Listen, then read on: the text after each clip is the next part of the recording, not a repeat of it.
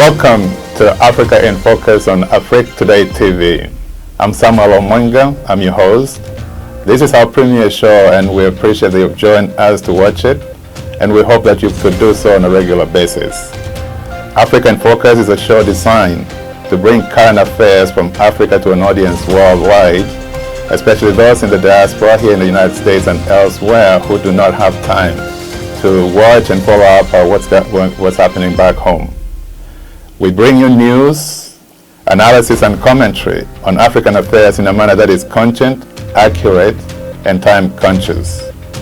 The tone of the show is going to be conciliatory, positive, and is aimed at contributing in building unity in African nations that we cover. In fact, all the African countries that will be in the news will be featuring both sides of the debates that might be affecting those countries in a way that builds and informs, so people can know and understand what the issues are and what the right political decision should be about those issues. As part of our vision, we endeavor to reinvigorate Pan-Africanism to reflect new thinking of this noble idea that was brought to us by our forefathers in Africa, who inherited it or took it from our brothers here in the United States. We aspire to produce a weekly show which you, the viewer, will learn something each time you come here or you watch us producing the show. We also hope to show and inspire African leaders in finding ways they can find solutions to various myriads of problems that the continent faces today that have not been resolved yet. Come along as we put Africa in focus and learn something almost every time that we do this show.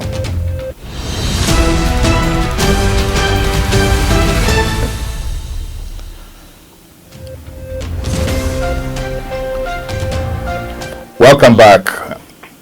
My name is Samuel Omwenga, and you're watching African Focus on Afrique Today TV.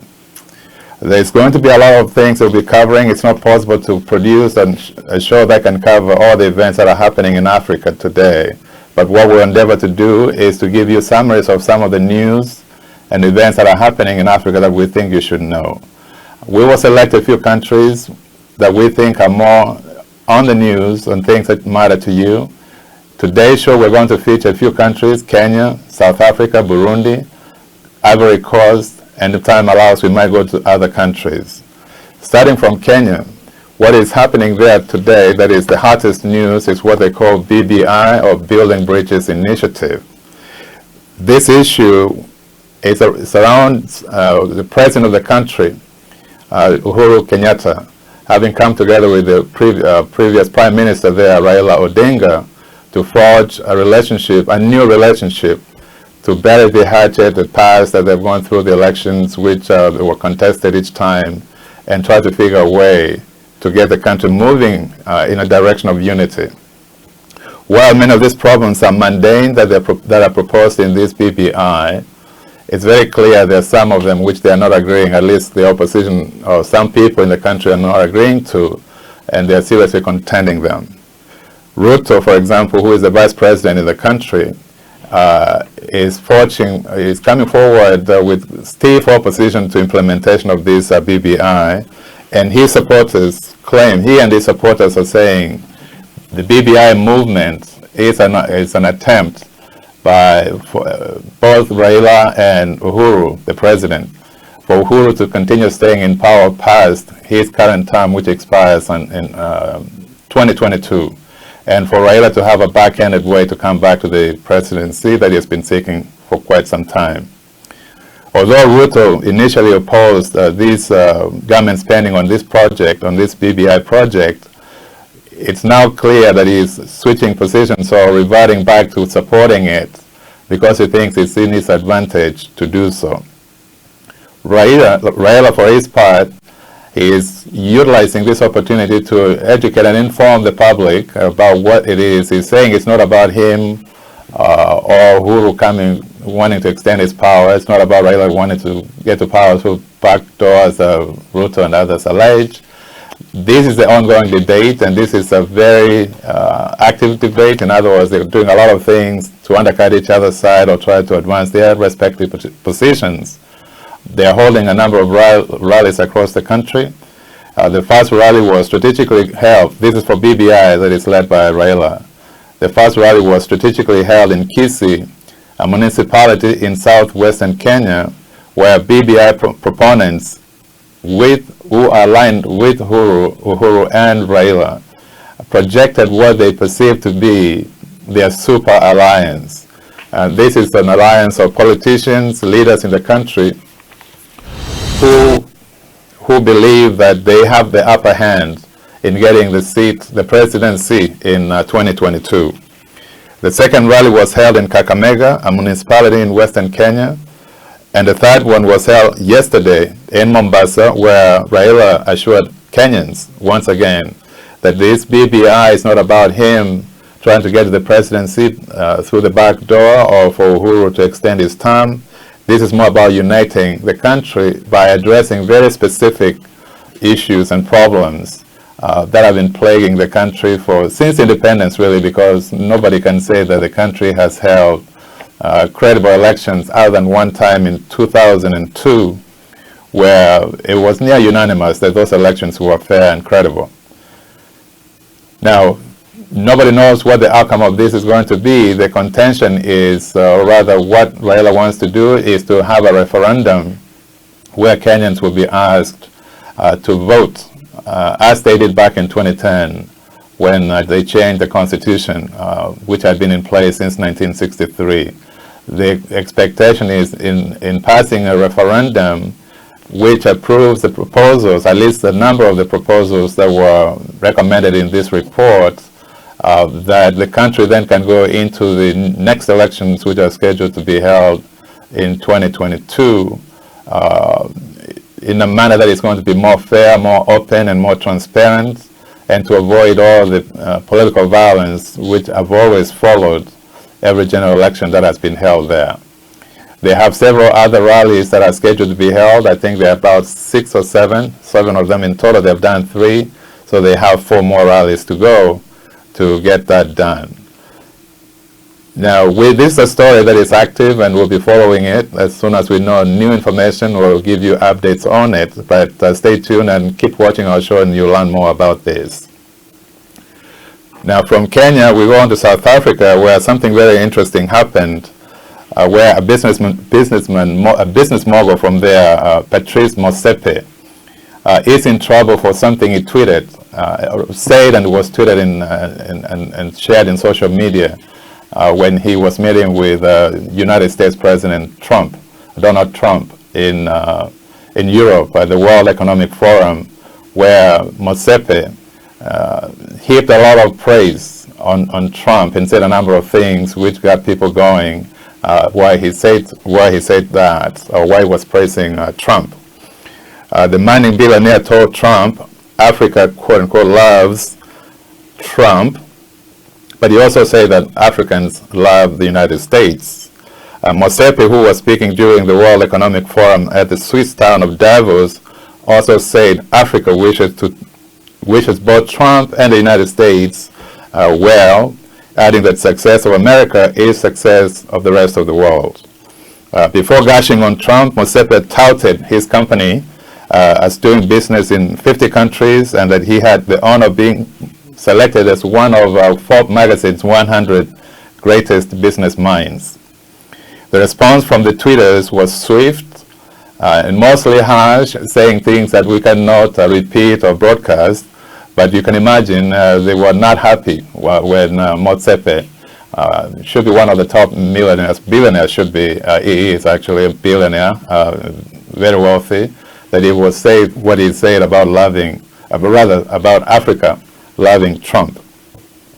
The question is condemnation of Motsepe by his tweeters warranted, given it is not that far-fetched to believe that there are people in Africa. In fact, there are. We've seen it in social media, we've seen it in media, we've seen it in different contexts, people praising President Trump.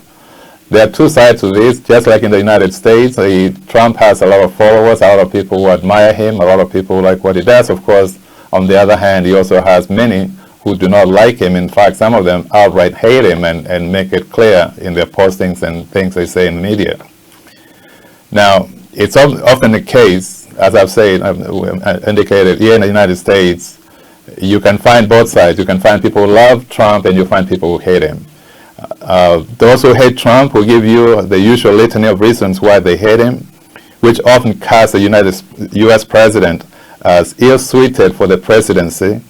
They say his antics on Twitter and elsewhere are childish and unbecoming of the high office he holds. Those who love him say the man is a fresh breath of air in Washington. They say he has broken and made it possible for the government to be more responsive to the needs of the ordinary people. Now, you may agree or disagree with that, but that is what they say. That's one of the reasons they give. Others give the reason. Of course, the number one reason, I should say, is those who say that the economy is doing extremely well under his leadership. But on the other hand, those who don't like him say that that is on account of the previous president, his predecessor, Barack Obama, having set up things for him to inherit a robust economy. There are some who are in the middle. They don't necessarily hate Trump or dislike him. Neither do they strongly vouch or support him. It depends on what the issue is. Sometimes they will say they don't mind him even getting a second time, and sometimes they might say otherwise. Tweeters who are not calling Mosepe names say the man was not ignorantly speaking or lying, meaning referring to Mosepe. He was just telling the truth, meaning, or in the context that being a billionaire that he is, people like him love Trump because it's making it possible for them to make even more money in this economic environment they think that he's setting up or he has been instrumental in creating in the United States. That is a reasonable reason for them to do that. But in my view, Mosepe is doing what he's doing, much like other leaders in the world have shown that they can do. That is to stoke the president's ego, which is the only thing that motivates Trump to anything that he does, including lashing out, according to Republican strategist Rick Wilson.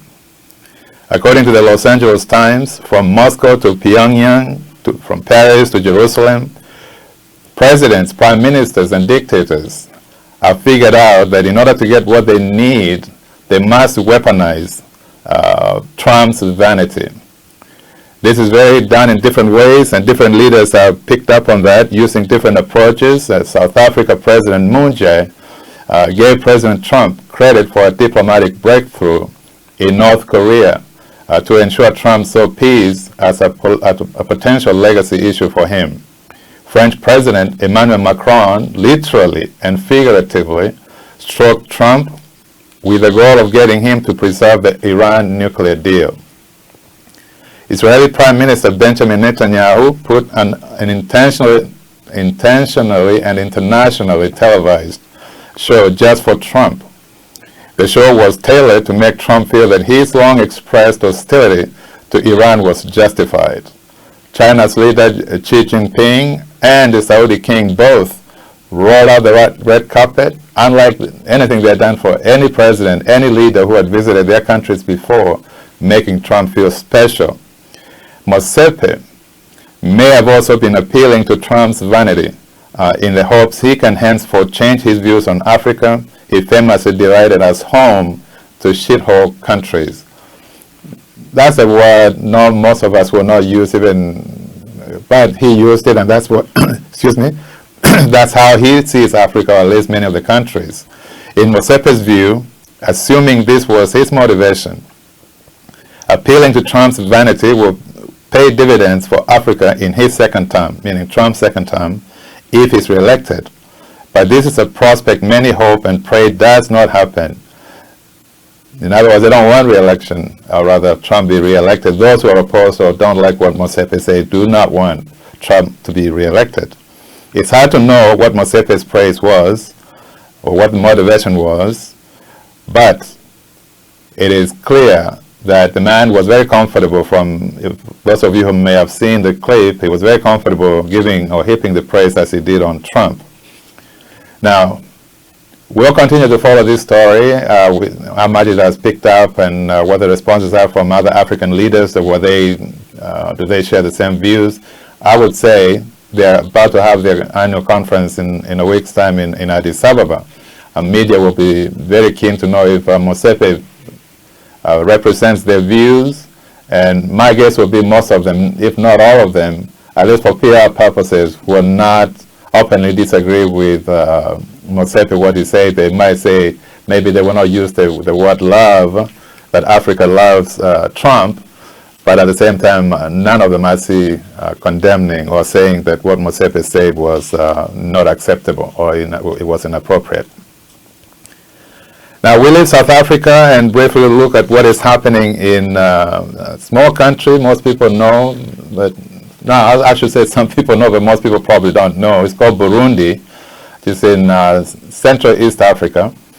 An interesting phenomenon, not peculiar to Africa, that we know is elected leaders in Africa don't like to leave office. Once they've been elected or once they've rigged themselves into office, they want to stay there forever. Burundi is no exception.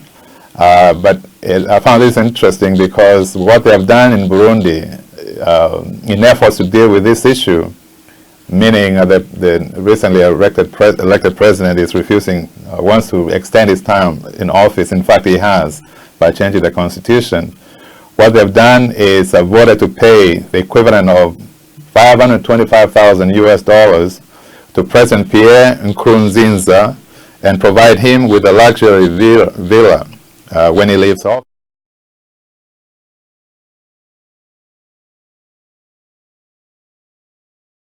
Presented to the cabinet for approval, also awards him a lifetime salary. The draft also provides the president, rather recommends that the president be elevated to a position they've created called the Supreme Leader when he steps down in May. Burundi was plunged into a constitutional crisis in 2015 when Nkurunziza ran for a third term, which sparked violent protests by opposition supporters. This in turn morphed into reprisal attacks for which UN Commission accused the government of human rights abuses, including executions, arbitrary arrests, torture, and sexual violence. For a country that is one of the poorest in the world, that's a lot of money to give. The $525,000 that proposed to give him, that's a lot of money to give him. But the reality is that is the only way he can leave office, at least from what they've figured. Not only that, we also know that his elections were disputed, caused violence, as I've indicated. The UN say the elections were not credible. But then, again, on the other hand, Nkurunziza leaving office in May is seen as a good bargain for others because he had already changed the country's constitution to rule from 2015, which was the last time they had elections, until 2034. Now, this supposedly, if it works and they pass the law, he will get an incentive. He'll get an incentive to vacate the office in May, in a few months, in exchange for getting the $525,000, which is a lot of money in any country, especially in a poor country like that. That's quite a significant amount of money. A very serious problem where the president is young. These are some of the things that Africa has to contend with. Is it better to elect a younger president, as he is, and others like him, with the fear that if that is the case, then they might be in office and refuse to leave for the rest of their lives, and therefore those countries might never have a chance to have another president? Or is it better to have somebody older who, even if they extend their time, nature will take its course, and he might leave office sooner than decades and decades in office? Another way to look at that is we've had presidents in Africa, so I think they have the record number of them who have served the longest in the world, going to some 40 years and plus. We know some of them have left or died, but there are some still clinging. Is that phenomenon going to continue? It depends, but it looks like if something is not done to address it, it will continue to be a problem. There's more that needs to be done to synthesize these presidents that is in the interest of their countries for them to leave office and let somebody else have a chance at governing. Nobody knows it all. Everybody does come in and try to do their best. In some cases, they don't even try. But the fact of life is, if you've done your best and things are still the same or they are not improving at the pace they should, then it behooves you to step aside and let somebody, not step aside, but let your time expire and leave office and let somebody else come in to try and do things differently. Hopefully they will improve for their people so people can benefit. That's an ongoing debate. Question that we've always wondered, or people have asked, is why do these people do what they do? Why do these presidents don't want to leave as when their terms expire? But the number one reason, most of them are just addicted to power. Once they've tested it, they've gone in and they've been president for even one term, they just don't want to give it up. They want to be there indefinitely. The other reason, which is more practical, is the fact that many of them fear that if they leave office, what's going to happen is the new president will go after them, especially if they have committed offenses for which they have not been prosecuted while in office. As most of these countries, their constitutions provide that president cannot be tried for any crimes while they are in office. Now, those are valid reasons, and that's why many of these presidents cling to power for as long as they do. But I think it's important as individuals, citizens, people who get affected by their long stay in office to start really pushing for term limits, so that it will be very clear once a constitution sets a term limit, then that's it. There's no coming back to change or extend it, which we can fault ourselves, because we elect these leaders, the members of parliament and senators, who are the ones who change the laws, go back on the people and change the laws again that we have said not president cannot serve more than a certain term. They go back, they change it. Most of it because they've been bribed, they've been given money and other incentives to betray the trust people have given them to do the right thing, and that is not to extend these terms, but they do. So it takes us as voters, or people who affect or influence who gets elected, to make sure that we have leaders who would stick to this principle that once elected and term is over, the president must leave office.